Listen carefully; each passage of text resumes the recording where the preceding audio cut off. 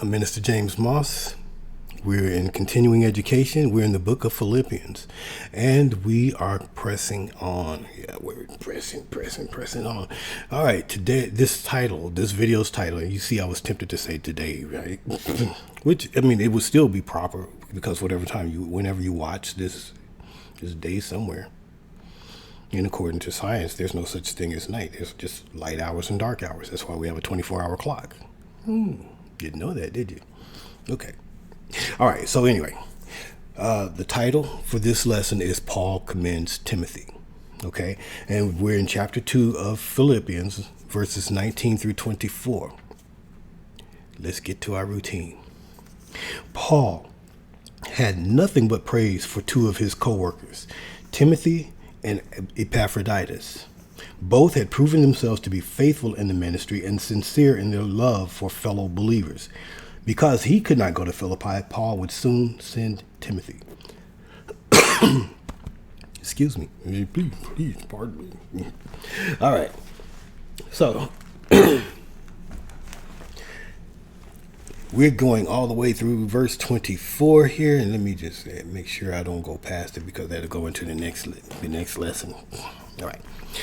And we're off. We're reading.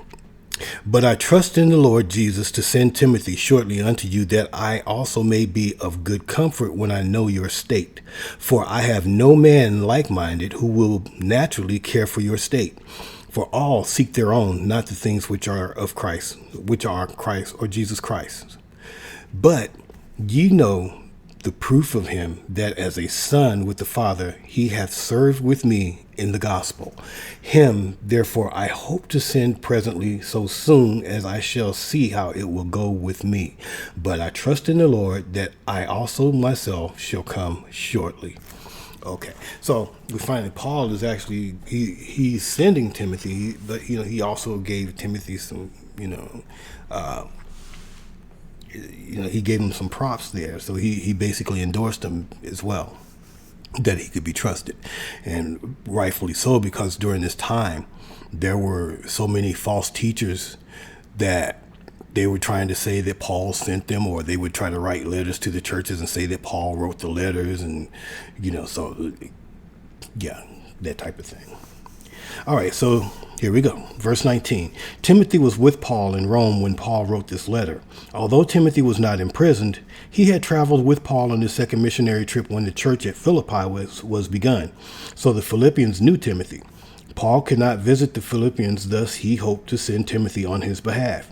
Timothy had traveled to various churches as Paul's representative at other times. Epaphroditus would leave immediately and deliver Paul's letter. Then Timothy would arrive later after Paul learned the verdict of his trial. Paul hoped that in the meantime, the Philippians would take to heart his call to unity in their church and would iron out their differences and difficulties. Timothy would be able to see their progress and then could come back to Rome with news that would bring Paul good cheer. All right, verse 20. Timothy genuinely cared about the Philippian believers because he had traveled with Paul on his second missionary journey after the church at Philippi had begun. The phrase "no one else like him" literally means no one of equal soul.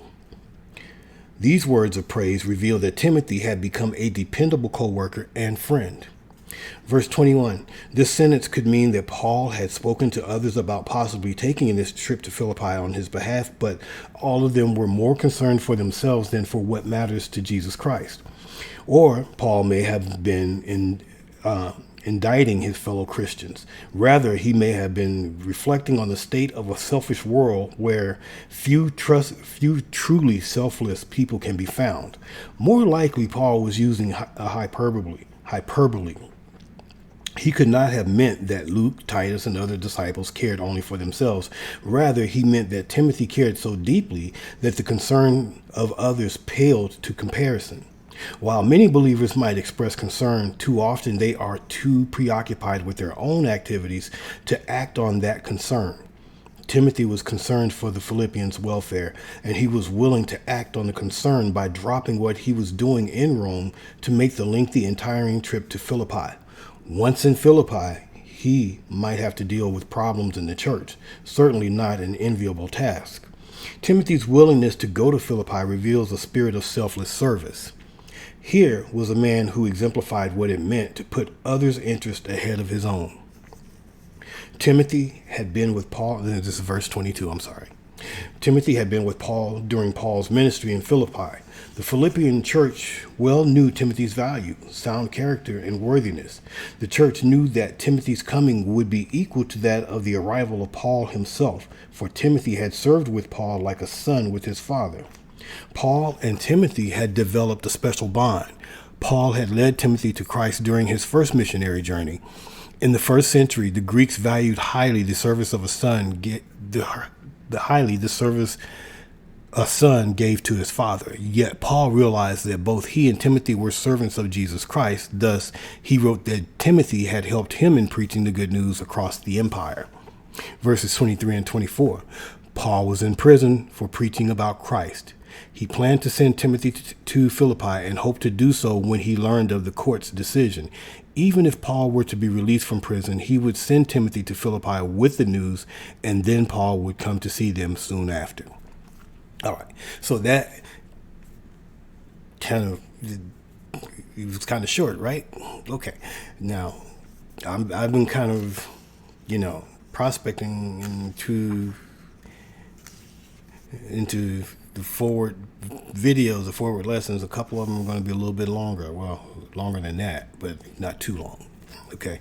But hey, take some time, reflect on what you've read, what you've heard, play it again, meditate on it, ask God to lead you and guide you in the right direction.